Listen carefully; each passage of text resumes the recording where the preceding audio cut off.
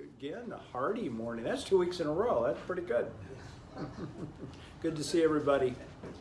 And of course, we're continuing our story this morning. What is a man? We're looking at highlights from the life of Jacob and really having some fun exploring this whole idea. We're right now at this critical juncture in Jacob's life, the wrestling match, and just really drilling down into that and hopefully deriving some understanding from it. So we are now, as you are aware, as this is going to appear, you are here, we're here in this journey, and we're just about ready to move on into this last phase here, which will be here soon. The point of last week, where we are, the point of this wrestling match that I've kind of built over 2 weeks is that what we can learn from this is that our inclination as human beings is to continue to live our lives in a state of separateness, even though God through Christ has nullified His power to rule our lives. This idea of separateness, guys, is so deep and fundamental. It's how I see and understand the idea of the sin nature. When God told Adam and Eve in Genesis chapter 3, the day you shall eat of it, you will die, I think that what we see in Genesis chapter 3 is death. It's how it's defined. Romans 6:23 says, "For the wages of sin is death." So we see sin.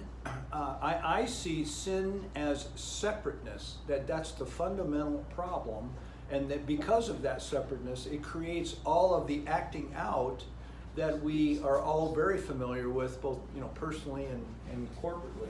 So this is how I see it, and I'm not trying to be novel here by any means. I'm just trying to give expression and give illustration to things that we all hold and have talked about for years. In our story, Jacob demonstrates prevailing over this separateness through engaging in the struggle. Note that the foe is not the opponent, but it's Jacob overcoming the propensity of separateness within in order to engage in that struggle. That's where we left it last week. And then we had table time, which was thinking back over what you now know about the life of Jacob in separateness, and how it was shown throughout his life. Can you think of examples? We talked about that. We had a good discussion last week.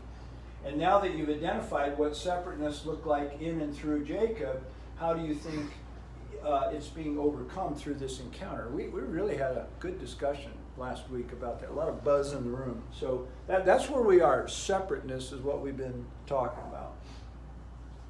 So before I make any more comments, we'll move into the next thing, but let's somebody read Genesis 32, 24 through 32.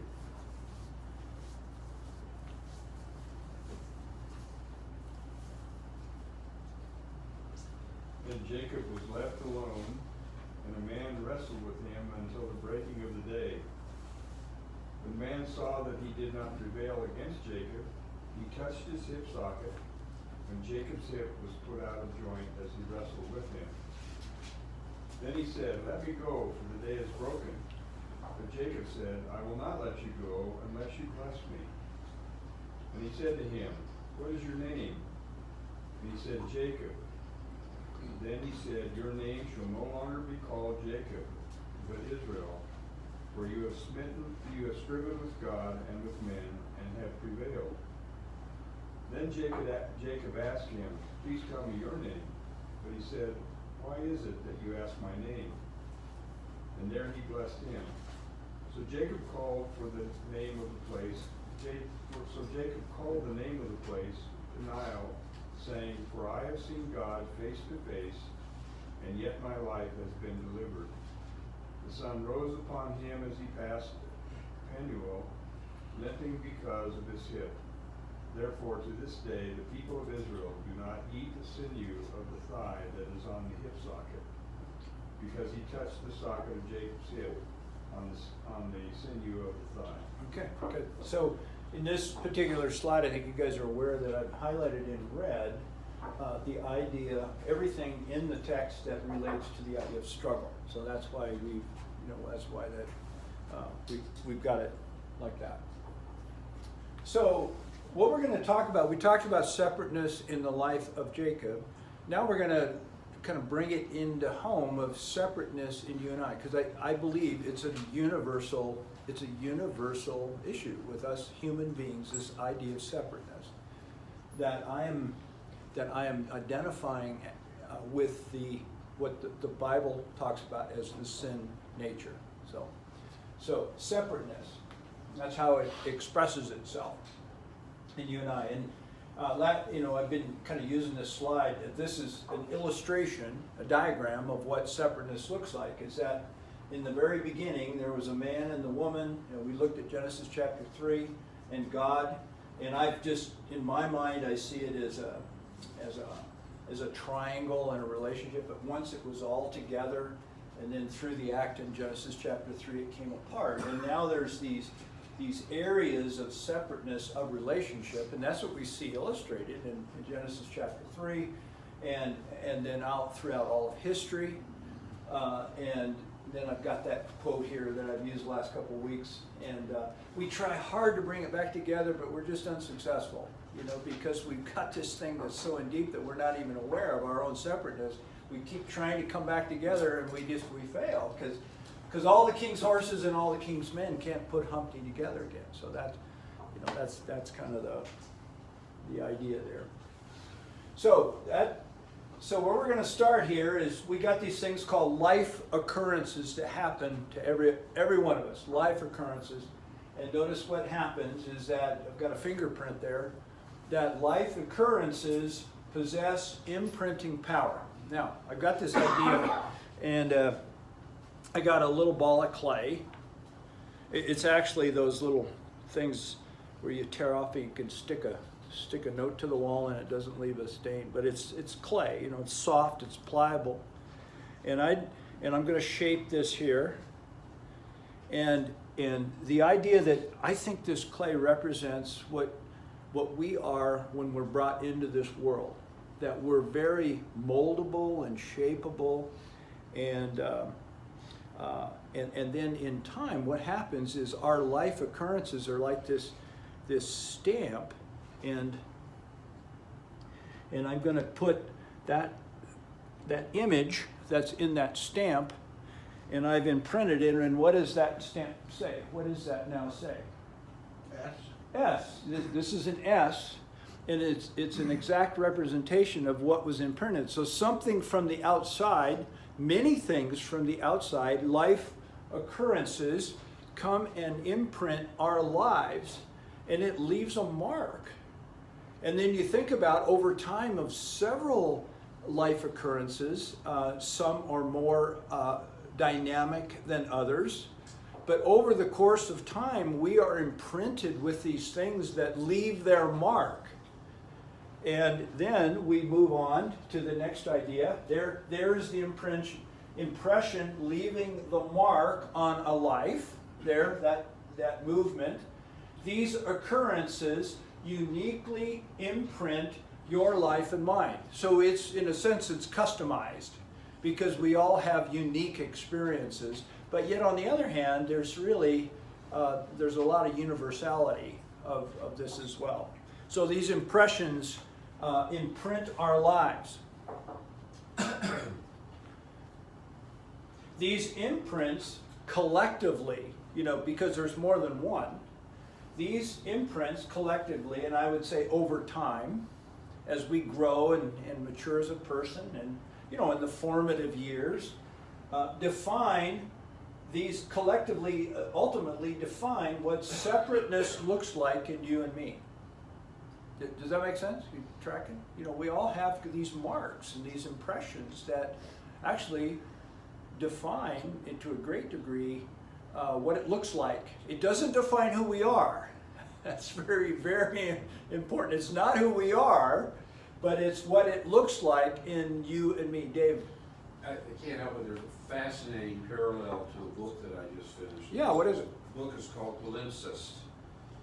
And palimpsest is a term that's applied to something, in this case, it's the history of the written language is what the book is. Yes, okay. And the principle of palimpsest is like the little Etch-a-Sketch that you have, and you write something and you pull the sheet apart or you rub the bar across and you write something new, but there's a little bit of what you wrote first still there. Interesting.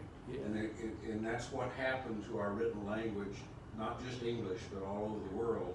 And I'm just sitting here struck and saying, there are these imprints, and there's a little bit left no matter what comes down on top of it. But at the base, to start with, we are a child of God. And no imprint can ever take that away. Right. That is Yeah. always there. That's what I believe, and that's why the clay is a good analogy. Notice the clay comes into the world without an imprint. Now there's some real theological ramifications of that, but I'm just stating, guys, just take it as my opinion. But and then we are imprinted with things. Now we're brought into a world characterized by separation, and in time, whenever that time takes place, we do all of us universally carry those imprints. Yeah, so that's a great analogy. It's there. So anyway, the imprints collectively define separateness, what that looks like in our lives. So can you think of example? Dave just brought a really great example of that. I could picture that Etch-a-Sketch knob, and then you turn it up like this and move it, and you can still see some of the image that was there before. But now let's take that idea and think of it. Before we move on, I want you to think of the power of imprints, and can you think of how examples of how imprints have impacted you or someone you know very closely? Yeah.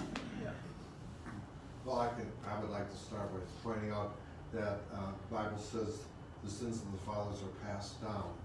And anger marked my great-grandfather. My grandfather had it really bad. My dad had a terrible temper, and I've had to deal with that imprint. There you go. Yeah. And it's taken some time to figure that out. As a young man, you're not aware of that. But now at this stage of life, we're much more aware of these things. And another example, yes. I can't think of a specific example, but let's take how you were raised, or the positive, negative type of thing you were raised with. If your parents were very positive and uplifting, you may be a very confident person. Right. And if it was the opposite way, then you may lack confidence, even though you have abilities to do everything you need to do. You may not have the confidence because all your life you were told you're not good enough, or you can't do that, or that kind of thing. I think it's not an instantaneous imprint, but it's something that kind of works itself over time of somebody just pounding in there and finally makes that imprint that says, that defines how much confidence or lack of confidence you might have based on how you were raised. Yeah, and Jeff, you brought out another aspect of this. It's both positive and negative. Right. I'm thinking of think of a young person raised in a racial situation where there a lot of racism in the language, like a father talking about that particular race of people, and just think about it as a young man sitting there thinking about it, that would be your normal. You wouldn't know, even though intuitively you may that didn't sound right, but he's my dad, and you have no basis for any kind of racism, but yet you come into the world and grow into the world and become biased and racist, these kinds of ideas that are adopted within this separate world, this separateness. This is how it, I think we adopt these ideas that are false. And yes, David, yes. As a young child, I grew up in Texas in the 1950s. And it was in the very, very, very early days of the integration movement. Uh-huh.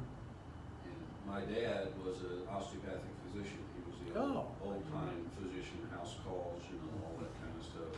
I can't pay you, so here's, a ham or that kind of. On 2 occasions, very purposefully, in the town I grew up, there was a railroad track that pretty much divided the town between white and black. Wow. And as a young white boy, I just absorbed that, go over there. That's them, this is us. My dad, on 2 occasions, made a specific point of taking me on house calls to black families in what was then known as Niggertown. And he never lectured to me or talked to me, and probably shouldn't have taken me on house calls. And he took heat because he was a white doctor taking care of black people. But it made an impression on me when I saw kids my age and everything else. I said, many of them were living in much more austere conditions than me. But I found out that, hey, kids are pretty much just like me. Yeah. And it stuck with me. Yeah, that's a great example. Yeah. That's a great impression. Yeah. So positive and negative and wide, and the idea here that these things have power affecting the way we think, and they define what's this idea of separateness. Now, the positive ones aside, I think that it's hard for me to weigh, but I think we've got a common problem as human beings, is that separateness is this idea of what is occurring in the world today as a result of this separateness that I'm talking about. And again, I'm equating that with the idea of the sin nature. So, and it starts with these impressions here. So now, what eventually happens is out of this model that I've proposed to you, the resulting outcome is this idea. We're going back to remember what the formative years of Jacob, this skewed me idea. That God has created us as a being. We have an identity, a stamp. We are His workmanship, created in Christ Jesus, unique, one of a kind, each one of us. But yet, that's not good enough for us. We have to build and build something over that. Because of this innate propensity of separateness, we skew that, and we try to build our own identity, and it gives us over a lifetime, over a long period of time, we get a skewed idea of myself and the world that I live in. And I got one more slide here. This skewed sense of reality, right here, that flows out of this separateness. That's what I'm saying. This separateness here, skewed reality, is what must die. This is how I understand the teachings of Jesus, the teachings of Paul, where he says the old man, so forth. This is what has to die. This skewed sense of who I am and who I think to be, and the skewed sense of reality, and then started out with all these impressions and stuff. That is what has to die, and it's usually characterized by a long, slow death. That's why at this age we are now talking about this, and we have stories and we can relate to this. Our story before us with Jacob illustrates the picture of what this process looks like. A wrestling match, a slow death, a wrestling match. And so that's where we're at. Now I want to give a lot of time for table time today, because we're going to talk about imprints, the power of imprint in Jacob's life.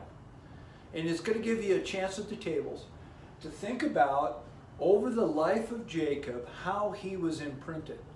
What were imprints that occurred in Jacob's life, primarily as a youth, and how did these imprints relate to Jacob's perception of himself? We've spent a lot of time talking about this guy.